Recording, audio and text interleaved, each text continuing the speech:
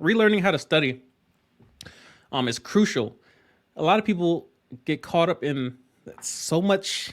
They see the ASVAB and they say, "All right, I must pass the ASVAB." Cool. Step number one, I have to get my foot in the door.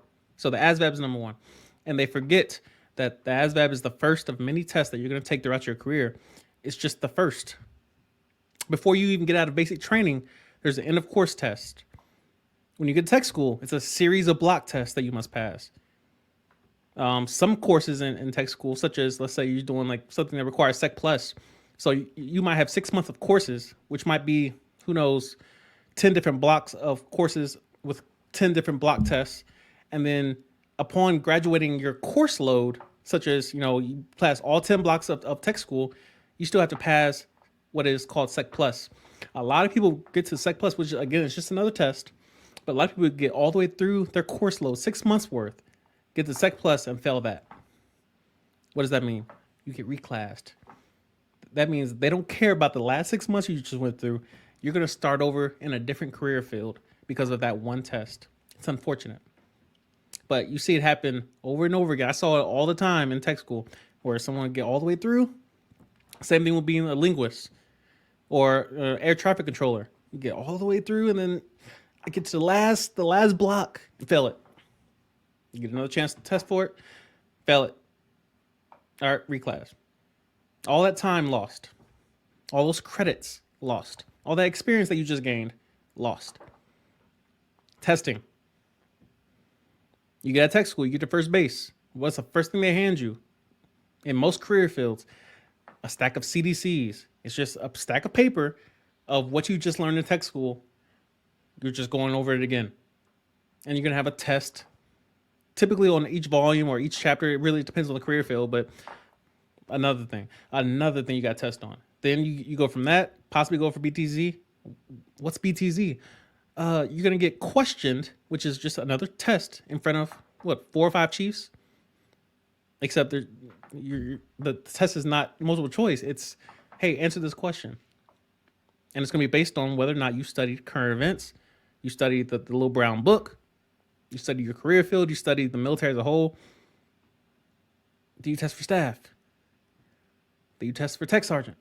It doesn't end. You go to ALS, which is, upon making staff sergeant, you go to ALS, which is just Airman Leadership School. And to get out of that, there's a test.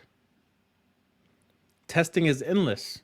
So just realize the value of learning how you retain information. I know a lot of older recruits, and of course, I would define older recruit, and this is relative, of course.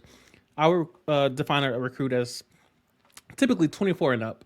But of course, this applies to anyone who just has life experience. You don't need to be 30, 35, 40 to be an older recruit. You could be 18, or 21. You lived on your own for the last 2 or 3 years.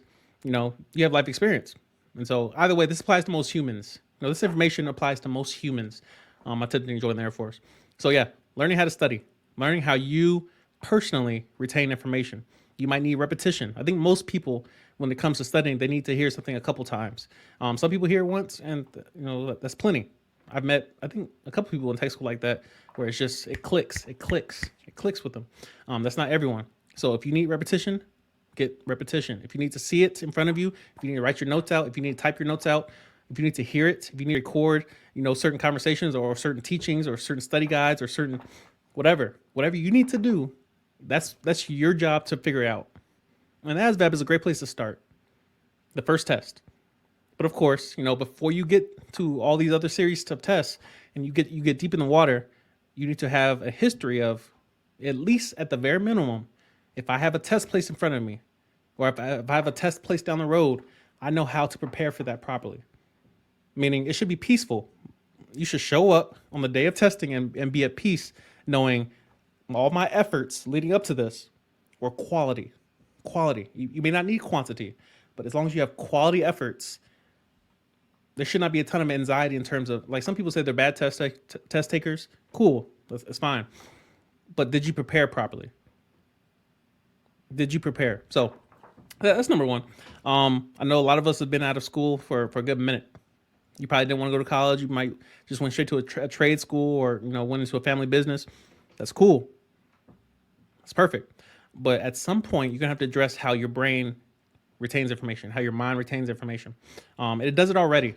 Your mind retains information already. It just may not be, intentional. It might just be passive.